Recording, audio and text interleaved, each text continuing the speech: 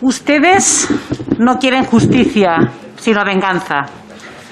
Mientras hoy el PP se opone al indulto, llenándose la boca de justicia y de cumplir las sentencias de los jueces, quiero recordarles que cuando han gobernado han indultado a más de 7.000 personas. Repito, más de 7.000 indultos, desde corruptos a homicidas, según datos del indultómetro de la Fundación Ciudadana Civio. Desde Esquerra Republicana de Cataluña reivindicamos la amnistía y no el indulto. Se oponen a la libertad de las presas y presos, porque viven de su nacionalismo de odio a Cataluña, porque les da más votos el enfrentamiento con Cataluña que explicar que sus políticas para afrontar la crisis social y económica que padecemos es dar dinero a las grandes empresas y rebajar los impuestos a los ricos y, por supuesto, gastar más en ejército y policía.